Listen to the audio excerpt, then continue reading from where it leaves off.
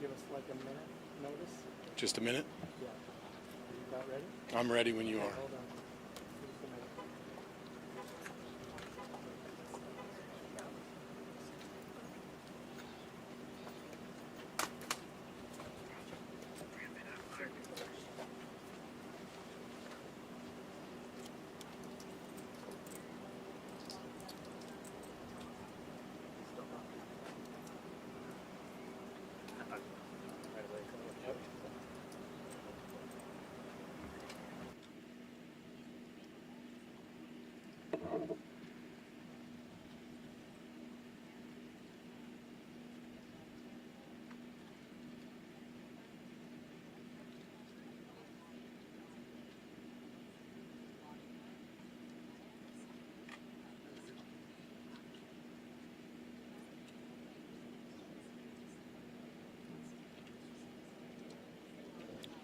Is everyone ready?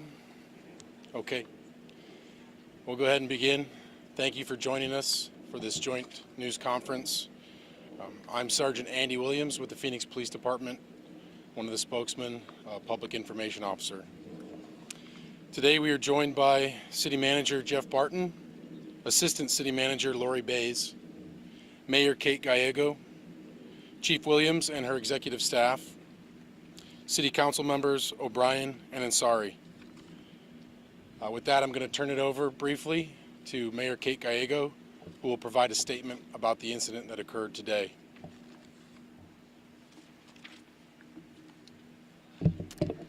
Good afternoon. Today's critical incident injured 9 of our Phoenix police officers. I cannot recall an incident in city history where so many officers were injured. I'm incredibly proud of our Phoenix Police Department. These officers chose to run into harm's way. A baby is safe today because of our Phoenix police officers. We are fortunate that in such a horrific incident and with so many injured, all are going to be safe, though many face a very difficult recovery. Not every situation makes the evening news, but our officers put themselves at risk every day to protect our city. To every officer on this team, I say thank you. My heart is with the injured officers, their families, and our entire Phoenix police team. Today at the hospital, I was talking to an officer who was about to go into surgery. That officer only wanted to hear about the rest of the squad and how they were doing. That is the type of incredibly selfless individual who serves the city of Phoenix. 9 officers shot or injured. That is an incredibly heavy weight for all of us. I want to say thank you to the dispatch team, the medical professionals, and firefighters, as well as our partner agencies who were part of today. They serve this community with excellence. We feel support of the entire community. I have heard from local neighborhood leaders, business leaders. The White House reached out with concern. I'm pleased to be joined today with my colleagues. Councilwoman Ann O'Brien chairs the Public Safety Subcommittee. Councilwoman Ansari represents this area where we are today. We celebrate great heroism, and I am proud to recognize that. Chief Williams, you have my support and condolences as this impacts your entire team. Thank you to the mayor and to members of the media and for those folks and individuals standing behind us today. So once again, our community was devastated by acts of violence that not only injured 9 officers, but also resulted in the loss of the lives of 2 community members. 4 of those officers today are being treated for gunshot wounds. This is yet another example of the dangers our officers face day in and day out, keeping our community safe. I said it this morning and I'll say it again. If I seem upset, I am.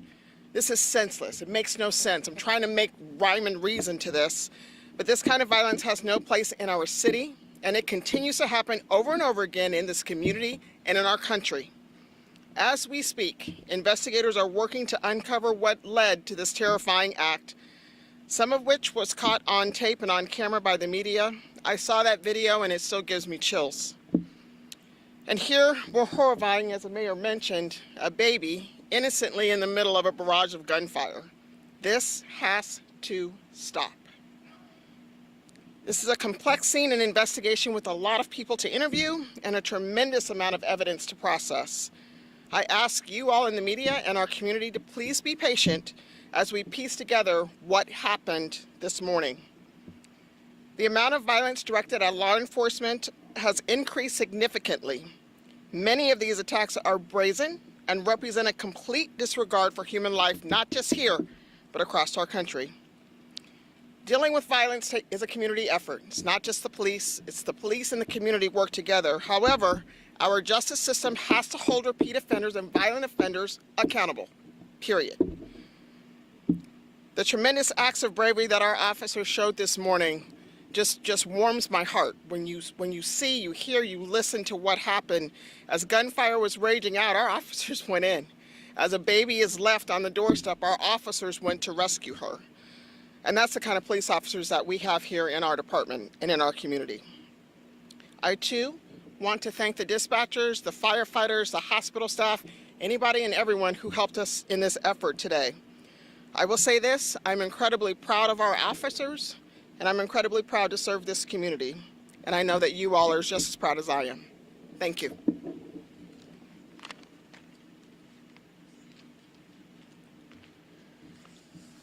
At this time, I'm going to provide a brief update on some of the details I gave you earlier. I'm going to identify the suspect in this case. It is 36-year-old Morris Jones, who, as I told you before, was pronounced deceased on scene of an apparent gunshot wound. I will also confirm for you that the adult female victim, the subject of the original 911 call, has also been pronounced deceased. There also appears to have been some confusion over my initial statements, reference the male who came outside holding the baby, and I'm going to clarify some of that for you. At the time that officers were surrounding the house calling that male out, we did not know his involvement at that time in the initial reported shooting or the shooting of the officer. The male came out with the baby. He was ordered to place the baby on the ground and come out to officers where he was detained. That male was compliant, he was detained and removed from harm's way. After that, the officers moved in to extract that baby from the dangerous area, and that's when they were fired upon. I hope that brings some clarification to the earlier timeline. As the police chief said, we're asking for your patience. I know we're half a day into this investigation, and you all have a lot of questions, and we have a lot of questions as well. The complexity and scale of this scene cannot be overstated. The detectives are prepared to work all through today, all through tonight, and into tomorrow before we ever leave this scene, because we only have one chance to do it right, and we have to do it right. With that being said, I can take a few questions. At this time, we believe this child is the child in common between the two deceased individuals. That is correct. The identity of the woman has not been released yet. It is pending next of kin notifications. Of the 5 officers that were directly injured by gunfire, 4 of them remain in the hospital receiving treatment. All of them are expected to survive their injuries. The 1 officer was critically injured. The 3 other officers received serious injuries. So who was the man who set the baby down? Was he someone who knew the victim?